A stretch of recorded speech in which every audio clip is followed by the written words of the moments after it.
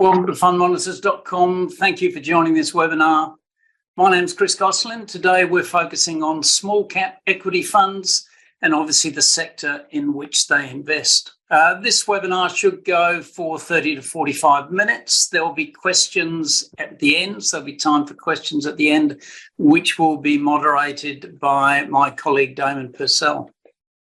Just as some background before I introduce our guest, let's look at small cap stocks, which have locally and globally underperformed large cap stocks over the past 12 months, as shown by their average performance. In Australia, small cap equity funds have fallen nearly 12% over the last 12 months.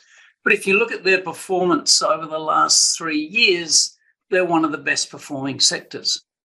So it really indicates what a cyclical sector this is and what cyclical sort of markets we've had over the last few years. Joining me today are three well-established managers in the small cap sector: Dean Fergie from Cyan Investment Management, Gary Rollo from Montgomery, and Steve Johnson from Forager Funds Management. Welcome and good afternoon, gentlemen. Thank you for joining us. If I could just start by asking each of you to give a brief outline of how you've handled this really difficult period. We've had COVID, we've had the invasion of Ukraine, high inflation, interest rates. There's been just about everything but the kitchen sink thrown at you. Dean, perhaps you could start off.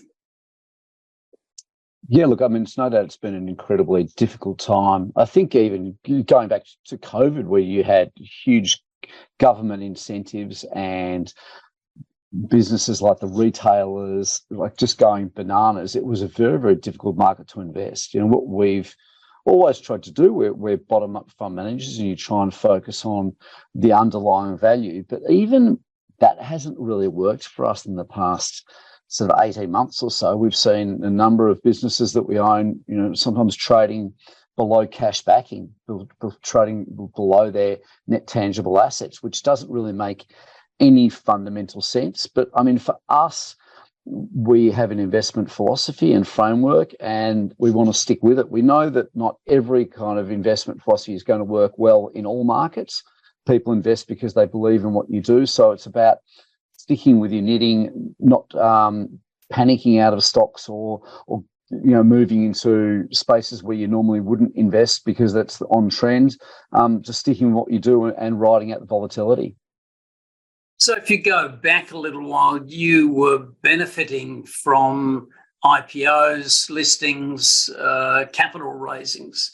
They've obviously pretty much disappeared, or are they coming back into the market now? On the IPO space, completely disappeared. I think there've been 10 new IPOs in the market this year. Mainly they've all been resources, which is a space we don't play in. You know, if we'd gone back, you know, I mean, 2021, 2022, even like 2019, there would have been, you know, 5 times as many. We are seeing quite a bit happening on the secondary market. So a number of companies have come to the market and raised, in some cases, pretty significant leaks of capital in the small cap space. We've seen things like Close the Loop raise 40 mil, Drone Search raise 50 mil, Weebit Nano raise 45. So there's definitely activity in the market and there's a bit of money floating around. I think that is a bit of a silver lining on the cloud we've had in this marketplace. But at the moment, in the IPO space, nothing going on, although I expect that to certainly improve from very low levels we have now coming towards the second half of this calendar year. Thanks, Dean. Just, Gary, turning to you, have you found similar situations to Dean, particularly in the IPO sector, or was that not an area that you were focusing particularly on? Hi, Chris. Thanks very much for hosting the webinar this evening. Yeah, coming to your question there, look, it's difficult, as Dean mentioned, to change your strategy, but you definitely have to adapt. You've got to go where the money-making opportunities are. And if you don't, then you're missing out on that opportunity. And you mentioned IPOs as one area where there was money to be made when those options were available. And for sure, we would participate in that as part of, I guess, being part of the small cap market opportunity, is that you get to play in those things when they make sense. One of the functions we perform for the market is companies need access to capital, and typically that's a big function for small caps, because these businesses are typically in a growth stage of their cycle, and therefore they need funding to deliver on that. And most small cap managers will look at that as an opportunity and say, right, well, what do I get if I fund your growth? And so that's an area where we'll put money to work. But just coming back to the original premise, markets have been tough. What do you do? Do you change what you do? Well, I suppose the fundamental answer, like Dean's, is that you don't change, you just adapt. And if the macro and the economic assumptions that underpin markets change, well, you've got to too, or you're missing out on an opportunity and possibly just having to take it on the chin for a while. So the best thing to do is to adapt. In the markets, we effectively are buying the future. And we've still got that obligation to make money for our clients and protect their capital. That doesn't change. So you have to go where you think you can do that best. And pragmatism, if you don't adapt, you'll get rolled over by the market. So I think that's been the thing we've had to deal with in the last a little while. Adapt to the upside when it comes, and adapt to the downside when it comes. That's part of the job. There can be a bit of a balance on that, though, surely, Gary, can't there? If you've got investors who have specifically invested in your fund for a certain style or a certain sector of the market, is it not risky to switch that or change that? Or are you not suggesting adapting to that extent? No, I mean, I think if you're binary and just saying, well, I only do this, and therefore for 2 years out of 7 I'll be out of the market, then you've got to have the patience of your investors to sit there and take it on the chin. Whereas if you're more balanced and pragmatic and recognize that certain areas are just not going to deliver the types of returns and for the risk profile that you're accepting, you can tilt your portfolio away from that. And the opportunity to invest everywhere across the cycle exists in small caps, because you're all across the economy, across the different styles of companies, whether they're value or growth. If you wanted to pick on that differential, you can play in all of those opportunities, and being able to be nimble enough to play in where the playing is going to pay off for you and not take on too much risk. That's important. Thanks, Gary. Steve, just turn to you. You're slightly different, as we understand it, to both Dean and Gary, in that you have 2 funds, one Australian small caps and one international small caps. Has there been a big difference between the way the market's been operating locally in the Australian market versus the international small cap market? The trends have been very similar, Chris, that small caps around the world really have underperformed their larger compatriots. And I had a quick look before I came in. The MSCI World Small Cap Index is some 18% under the large cap index over the past 5 years. The magnitude is actually bigger here in Australia. You're almost flat. If you're a small cap industrials in Australia, that index is flat over 5 years versus something like 8 per annum out of the wider All Ordinaries index. So the themes have been similar. The magnitude has probably been even more significant here in Australia. And I think there's been more pockets and more opportunity to make money globally than there have been here in Australia. I think Dean touched on this, but outside of commodities, you probably count the number of stocks on one hand that have done well over the past 3, 4, 5 years. So I think it has been a particularly difficult time. And I found in the US we've had a bunch of sectors go through depression and recovery multiple times over that period, whereas there's been mostly depression across the board here in Australia. Yeah, it's interesting, Steve, because one of the opportunities in small caps, in fact, for all of you, is, as Gary said, you've got an extraordinary range of companies, over 2,000 companies that are outside the ASX 200.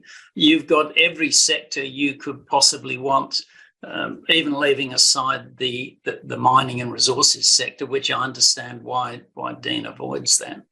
But you would think that there's still some opportunity there. But what I'm gathering from this is an across-the-board avoidance or sell down, or just lack of liquidity in the smaller cap sector? Yeah, I mean, part of our process is to genuinely reflect on what's happened over the past 5 years and question, could we have done things differently? And our mandate is not to exclusively invest in small cap stocks. And I think some more conservatism at the market peaks around holding more defensive, larger businesses would have helped us a lot. And I think in our Australian fund, we've made some money globally in commodities, but I do think in our Australian fund, there were some opportunities for the non-specialists there to buy coal stack stocks on 100% free cash flow yields. And they were some pretty straightforward opportunities that I don't think we looked at and we ummed and ahed and we didn't pull the trigger. And it would have been a really important ballast to us in a market that has been very difficult. But you touched on liquidity, and yes, the number of stocks is extraordinarily wide, but liquidity has become an increasingly big problem in the small cap end of the market. I think as to why it's happening, you've seen mandates pulled, funds shutting down. There has been money coming out of the space, and there's plenty of opportunities to buy big lines of stocks. But once you're in, you can check out, but you can never leave. So that liquidity at the small cap end of the market here in Australia, I think, has become a really big issue, and it means for us that our holding period needs to be really long. So okay, we're going to invest in this business. This is not we buy it today and we can sell it in 12 months' time. We really need this investment to pay off for us over a 5 or a 10-year period. That's always been our philosophy, but I think we need to be extra careful about not getting that wrong when the liquidity is so bad that it's going to cost you a lot of money to exit an investment on the other side. Well, Dean mentioned that there were stocks that were trading at asset backing or even cash backing. So, Dean, if you look at some of those, is it not tempting to buy them just for the long term, because you're not going to lose money, and yet the market can turn against you? It's a real intellectual conundrum, I think. You probably see a number of stocks and also the LICs that are trading well below their NAV, and it just seems like a no-brainer. But then, why are they trading there in the first place? And I think it comes back to Steve's point is liquidity. It's just something, if something's trading at 20 or 25% below its NAV, should it go back to zero? Well, theoretically, it should go back to close to zero. But, why did it go from minus 15 to minus 25? And why can't it go to minus 40? I think you don't want to be smarter than the market. You don't want to sort of push against momentum of the market. So I think you want to be a little bit cautious. The other thing I just add on liquidity, I think Steve's point's like completely right, that it's really lacking in the market. And the other factor, I think, is that, we saw, particularly during COVID, that there are a lot of people at home, not much to do, Zoom calling and the like, and, they took to trading online and doing it profitably. We saw that in cryptocurrencies, and I think it flowed through to the ASX, and that was a real undercurrent of liquidity that the instos could take advantage of. That's all but disappeared. Everyone's lost money, everyone's taking their losses. There's none of that there. The instos haven't been able to trade, so it's been a real issue, I think, for the past 6 to 12 months, certainly. And do you see that sort of lack of liquidity being in the individual investor, the private client investor, as well as on the institutional and the fund side, do you think? I think so. You see it in sort of, what CommSec report in terms of their volumes. They've fallen off a cliff. The other listed traders like Self-Wealth has also been seen massive declines in its underlying revenue base. So, yeah, it's definitely verifiable. When will it come back? I think when you see a little bit of money being made in the market, and maybe some of these value opportunities releasing some of that value in the market and the share prices, you might see a little bit of investor interest returning. So I'm certainly not nearly as pessimistic as I was a year ago, but I don't think it's started quite yet. Yeah, it's interesting. Gary, you mentioned that, you're all investing for the future. You're buying for the future. You're not just buying, for today or even tomorrow. And as Steve said, you've got to look well out beyond 12 months. So at what stage do you think the either investor confidence or the economy may turn. We've been beset by high interest rates. We've been, as a result of high inflation, and that's obviously causing considerable concern amongst investors. And confidence, as we know, tends to ebb and flow on itself. So Dean doesn't think it's quite ready yet. Gary, what's your views? There's still some way to go, or are the opportunities starting to emerge? I think I'd bring a couple of observations to the table. I mean, first of all, investors come to small caps for a number of reasons, but they usually include finding undiscovered value and looking for early stage growth companies that you can harvest the value creation event of them going from small to big, right? That's typically the classic way that you'll make money. Small caps, they just don't have the capacity to cost cut their way to glory. So you've got to find those early stage growers that are going to do the heavy lifting in your portfolio, provided you pick the right ones in that part of your portfolio. Fair enough, but that's the job of the fund manager. To look for those idiosyncratic stock stories, get out there, visit the companies, understand where management are on taking that company based on its fundamentals from where it is to the objective they're looking for, and then stock pick away. That's the job. And even although the macro is against you or uncertainty is out there, you keep going, you find these things, and I couldn't tell you whether it's going to be tomorrow, next week, next month, next year. But I do know that I want to know where I'm going to put my money and where it's going to be when that moment comes. And then the second point I probably put on the table is I do think and this is to reflect, I think, what Dean mentioned earlier, I do think that short-termism, it doesn't say, Montgomery share price yesterday management. It says Montgomery investment management above the door when I come in the morning.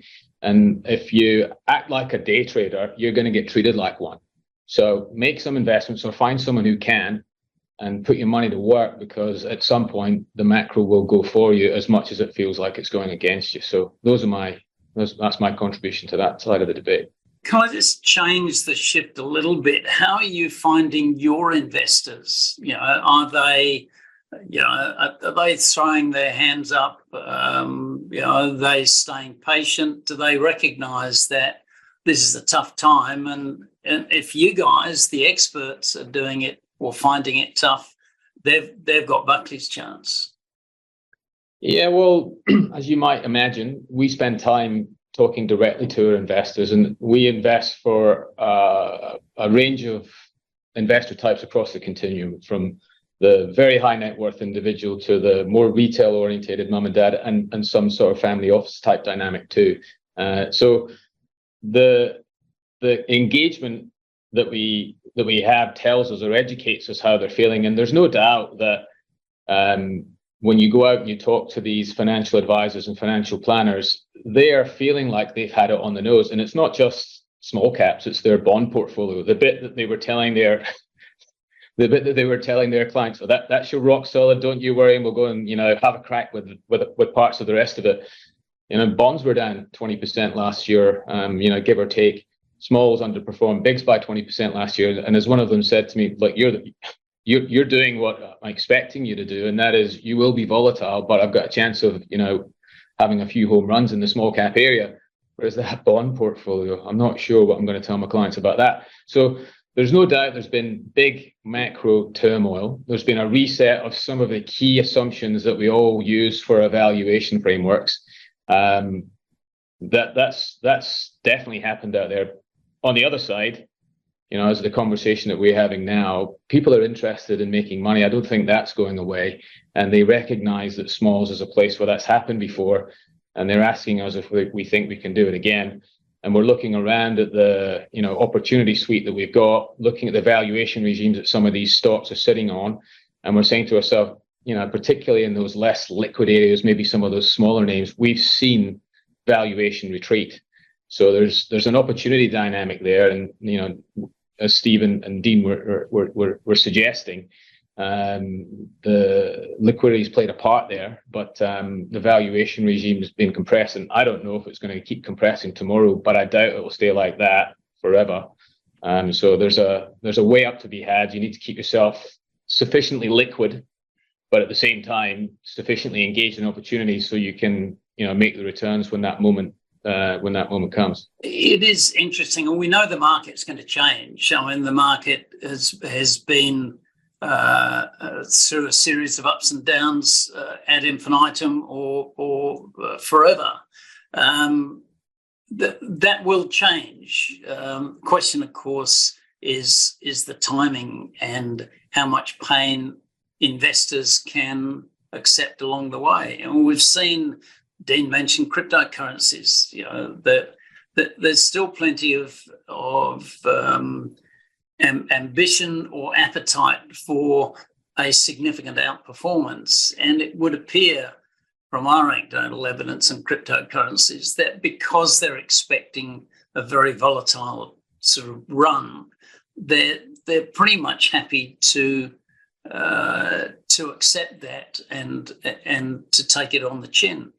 So I think the same will occur now with small cap investors or investors in small cap funds, where they understand that this is just how that market operates. So my clients have been, and I think most people are experiencing this, my clients have been really, really, really patient. We're not getting people cashing out at the bottom. We're not getting a lot of panic. There's also a sense, though, that they've got a free option here just to wait. I recognize that things might be cheap. I recognize small caps have underperformed, but I feel like I can sit here for another 6 or 12 months and then make that decision later when the coast is a bit clearer for me. And I think that is a potential significant mistake. There's a fund manager out of the US called Global Alpha that had done some historical analysis around when small cap outperformance begins, and it was much, much earlier than even I had anticipated, i.e. in the first few months of a recession, you typically start getting small cap outperformance, and it can last for quite a long time. And one of the main reasons is just that the starting valuations are typically so low that you go into the recession, you get the earnings downgrades, but everyone starts to go, well, okay, that's behind me now and I can see the other side. And by the time the investor sits there and goes, okay, this is all looking a lot better now, share prices are up 30 and 40%. And that's the gap here between where small caps are valued and large caps are valued. And then it becomes harder, right? It's not an easy run from there. You're going to get long-term equity market returns. So I do think that, and it's really, really a widely held view that there is time here and that people can wait for the coast to be clear. It's a really dangerous mentality to have in difficult markets. Well, simply because things will move very quickly when it does turn. And early. Things will move way before the company reports the worst of its results. Sure. Investors will start looking to the other side of the bad results and saying, well, okay, I can see that this is going to be behind it. And what you're betting on is that you're going to be able to win that game. You're going to pick that point of maximum pessimism better than anyone else in the market. It's not about, you don't get to sit here and wait for the coast to be clear. Jeremy Grantham said it back in the financial crisis best. He said the market doesn't turn when there's light at the end of the tunnel. The market turns when it's just a shade less black than it was the day before. And that's what everyone needs to remember. Yeah, that's a really interesting concept. Dean? I've got to jump in, Chris. The stats, and I can't remember the numbers off the top of my head, but it's like if you take out the 5 worst days in the market and the 5 best days, your returns, much worse than if you leave your money in there all the time. The fact is, you will have days when the market where it jumps 3 or 4 or 5% in a couple of days, and in the small cap over a week it can be up like 10 or 15% from the very bottom. If you miss that, it wipes out your sort of alpha for a long period of time. So this, like, I'll wait until there's a bit of a certainty when it's turned. If you wait, everyone's run through that door and you're left with substandard returns on your portfolio, certainly in that smaller cap space. So what I'm hearing from all of you on this is that, if anything, this is an opportunity. I mean, we saw an opportunity at the beginning of the COVID outbreak, where the market got absolutely smashed and oversold, and it does every time it falls rapidly. You know, it doesn't matter how far you go back. I'm sadly old and grey enough to remember 1987, and the opportunities.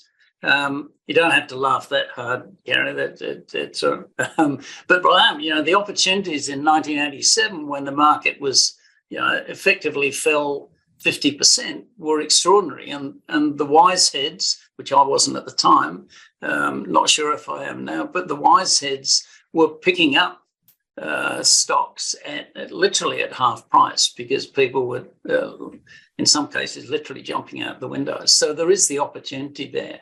I don't think we're at that sort of stage of sharp falls at the moment, but maybe I'll ask you about that. You know, we've got inflation that I think is going to stay higher for longer than expectations.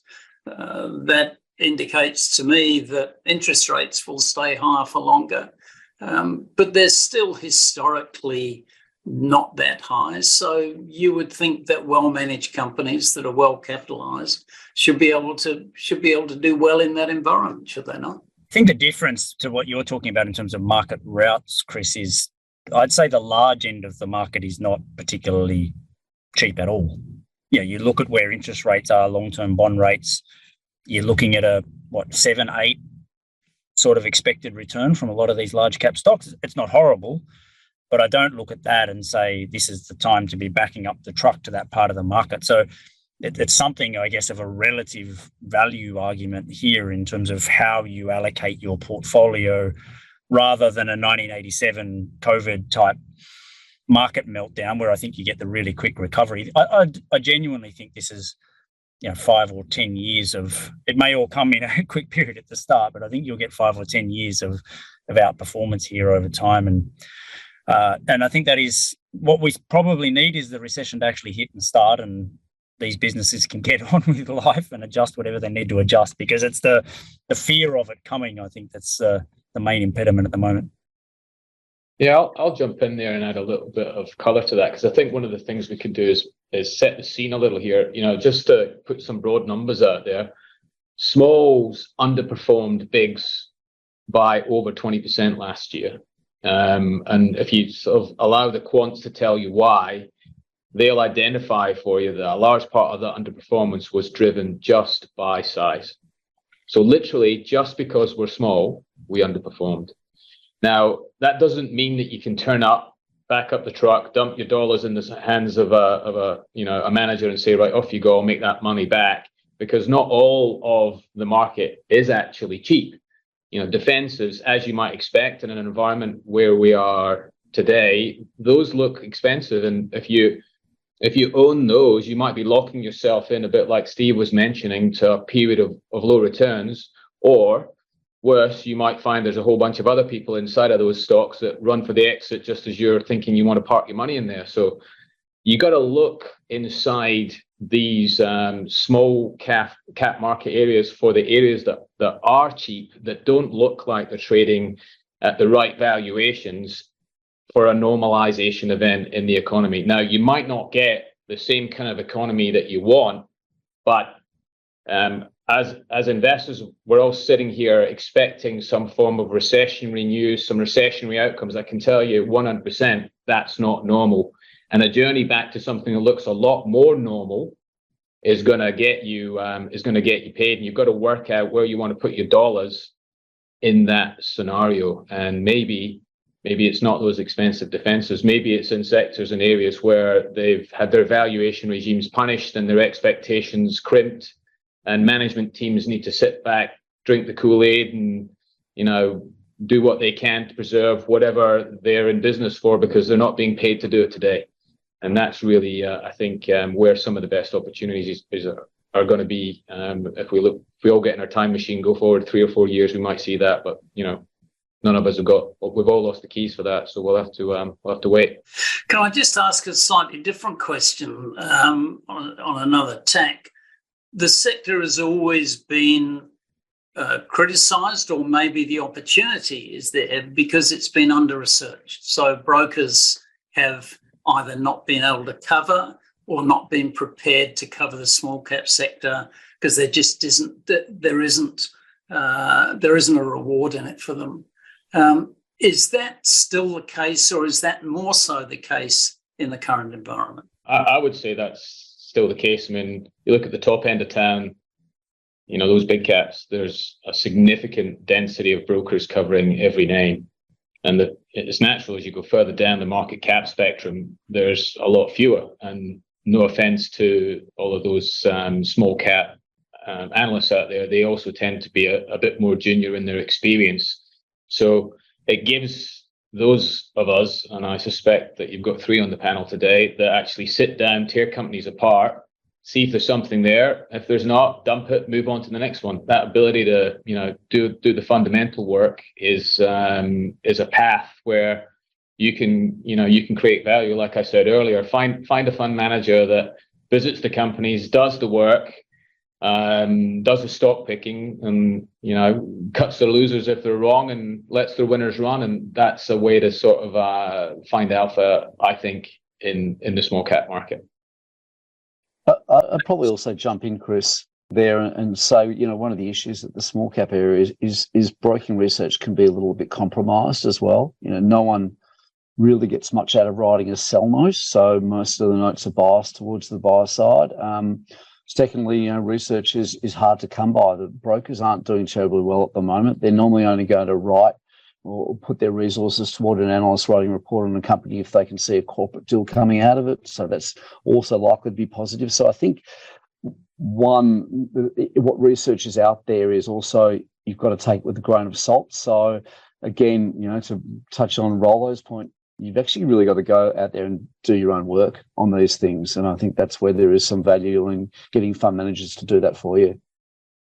Yeah, I don't feel that it's changed dramatically, Chris. I think those issues have always been there. And the way to make money out of small cap brokerage is to do the ECM side of it, right? The fundraising and capital raising. So you'll find companies that are not going to do that have got plenty of cash, are not going to get much research. One thing I would add, though, is I think the sophisticated, knowledgeable retail investor has more information available to them and more ability to share that information with like-minded people than they've had before. There's some really interesting little communities on Twitter that are discussing ideas and writing up some things in some detail. So I think there's some pluses and minuses in terms of the competitive environment out there. The broking communities probably, like it always has been, not really able to cover this end of the market well, but I do think there is some people doing some interesting stuff out there in the sophisticated retail side of things as well. So that ability to share information is quite different from what it was 20 years ago. That's an interesting point, Steve, because there's been a lot of criticism of the influencers or the fin influencers who use social media to influence stock prices for their own gain rather than... Pump and dump, Chris, you can say it. Pump it up. We can do that. We've covered. Dean's given brokers a bad name for saying that they're compromised, which they probably are. As an ex-broker, I would never have been, but there are people who are and were. But that's the positive side of the internet and social media. We've seen the negative side of it with the banking crisis in the US, probably. But it's interesting to hear that there is a positive to that, and those communities are having a positive effect on the market, one presumes. I don't know if you have any other points before we go to any questions. Are there any sort of final points, or would you like to listen to the questions? If there are questions, Damon, I don't know if there are questions, and maybe you could hang around and answer those if we have any participant questions.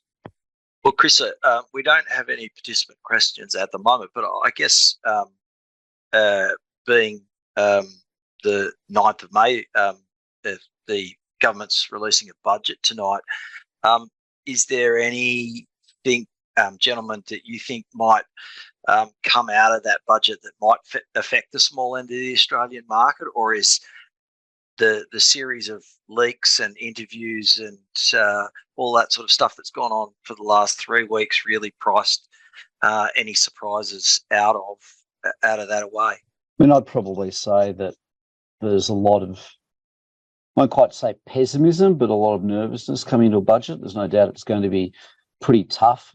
My view is these fiscal measures tend to impact the big end of town a lot more specifically than the smaller end of town.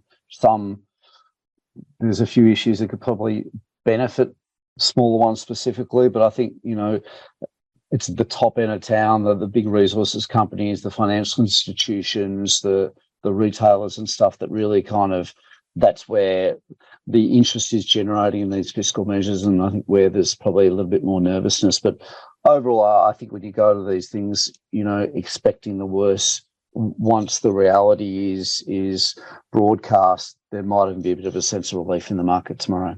I was just going to say, I've been quite public about this, but the RBA has been coming in for an inordinate amount of criticism, and whether the review is justified or not, I do think fiscal policy has a huge role to play here in terms of curbing inflation. And I'm quite concerned, not about the specifics, but about the broader picture of we're going to fix this problem by giving people more money, which they're ultimately going to go out and spend. And I would like to see more recognition of fiscal policy's role in the inflation debate. I mean, we had 10 years of very, very loose monetary policy and no inflation. And then we have COVID and a massive fiscal stimulus, and then the inflation all turns up. It's pretty clear to me that that's an important factor. And I think the one thing that we have seen in small cap land is that it is generally harder to pass on the prices and deal with the effects of inflation than it is if you're Woolies or Coles or one of these oligopolies that exist at the high end of the market. So I think one of the factors that is going to be helpful in terms of small cap performance would be some sort of moderation of inflation. And one of the risks here is that the fiscal policy is not doing its fair share of trying to reduce what has been a very big problem over the past few years. Gary? Yeah, I mean, I don't think I've got anything to add to the debate over and above what the guys have said there, so I'll just leave it at that.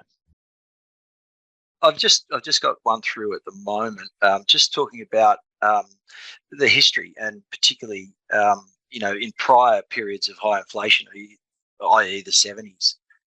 Is there anything to be learnt from how they performed in that period of time? You'd have to put it over to Chris for the 70s, wouldn't you? Oh, thanks again, Dean. That's really kind of you, but... Is that the 1970s or... Oh, you're ganging up on me, guys. I actually have some US data out of that report that I mentioned the Global Alpha guys had, which was, again, fascinating. 2 of the worst years you can possibly imagine. I mean, they were horrible years for the market, 73 and 74, but then 76 through 79 in the US were the best asset class was small cap equities, again, because the starting valuation was so low. And generally, they adapted better than people anticipated. This whole idea that you either can't pass on costs or you can't fix your cost base. Businesses that are run by founders and where there's a lot of skin in the game, they tend to surprise you, I think, on the positive side around how they navigate these types of environments. But that was some US data that I thought was very interesting. If you just Google it, Global Alpha small caps, you'll come up with their report. And there's some really interesting stats in there about the late 70s being surprisingly good for small caps. Yeah, I'll just pick up on Steve's point there about. I said I'll just pick up on Steve's point there about the ability to adapt. One of the things that we're really interested in, and I was back in Europe during that tech bubble boom and bust, and I saw how all the tech companies were able to navigate through that period, and the ones that were really successful in the end were the ones that had the ability to basically go out, cut their costs, and preserve that growth optionality event for the future. Not knowing when investors would want that switch back on again, but expecting that at some point that they would. So we're looking for those companies that I guess have seen that shift and actually are looking to deliver on what investors are telling them. Because, at the end of the day, investors change their mind about what they wanted to invest in. And when you're running a company, you just can't, change the company direction on a dime. But they've now had plenty of time, I guess, to see the change in investor attitudes and the change in the macro settings. And it's now about the ability of those operational management teams to make the changes in their business whilst preserving that optionality for the future. And that's a key thing that we're looking for, particularly in sectors that have been heavily beaten up. That's, at the end of the day, that starting position, that adaptability in that starting position that Steve referenced there, those are the two ingredients for future outperformance, we think. So that's what we're looking for. One final question. Someone's asked, do any of you have a mandate to be able to invest in IPOs, particularly with some of the tech that's come through over the period of time? And is that something you would be looking at in the next in the sort of coming 12 months? You mean pre-IPO? Pre-IPO, sorry. Sorry about that. Yeah, our fund can look at that. We don't have any tech pre-IPO material in the portfolio right now. We were quite concerned about the valuation frameworks of some of the pre-IPOs as we came out of that COVID bubble, because there were heaps around and the valuation frameworks you were offered in at just looked pretty tough. So fortunately, there were plenty of other things that we could have a go at without actually taking on that type of risk. And here we are. So we kind of reckon that there probably is going to be a few interesting pre-IPO opportunities over the course of the next year or so, because markets for that type of asset are probably quite constrained. So yeah, we'll have a look, and hopefully the valuation regimes that they're looking for are much more amenable and reflective of the access to capital. So yeah, we can do that. Yeah. Steve? Sorry, Dean, yes? Yeah, look, I mean, we have a small part of our portfolio that we can allocate to pre-IPO. We don't, it's incredibly risky because it's incredibly illiquid, but we do like to look at it, quite vigorously when there's deals around, if not actually to invest, but just to get data points really early on how a business is expecting to grow, their forecasts, and then if they come to IPO in a year or two's time, you've got information that other people don't have that can ascertain whether you think management are too optimistic, too pessimistic, whether they're doing better than they expected and the like. And I think that's really valuable when a business come to IPO is what were they saying they were going to be doing 2 years ago, and that's where you get some information that's can be good for you. Steve, do you have a mandate for that sort of thing? We have mandate flexibility to hold up to 10% of the fund in unlisted assets. I've never bought anything pre-IPO, and I find it hard enough analysing businesses where I've got 10 years of listed company records, let alone something that's much younger than that. We've used that more on the other side, actually. We've held a few things post delisting or in wind up where we've done substantially better out of being able to own it rather than having to sell just because it's being delisted. But we don't even have any of that at the moment. So I wouldn't, and nobody should expect that to be a significant part of our portfolio. Chris, that's all for the questions. So I think it's also, thank you, Damon. Thank you, gentlemen. I think it's also time. It's nearly 5 o'clock, so we're up for our allotted time. The summary that I take out of this is that the sector has been smashed. It has been oversold, possibly. There are some really good valuations there. And therefore, patience is the requirement. We don't know whether it's tomorrow or in 3 months' time, but history will tell us that the small cap sector will bounce back faster and stronger than the rest of the market. And that's always what's happened in the past. And there's no doubt that that will happen again. So, gentlemen, thank you for your time. I wish you well over the, I can't even say 3 months because Gary's told me that it's 4 years or 5 years and that's the time frame. God forbid. Thank you for your time. I really appreciate it. Look forward to following you on Fund Monitors and speaking again soon. And thank you to all the participants. I hope you've got as much as we have out of this session. Thank you.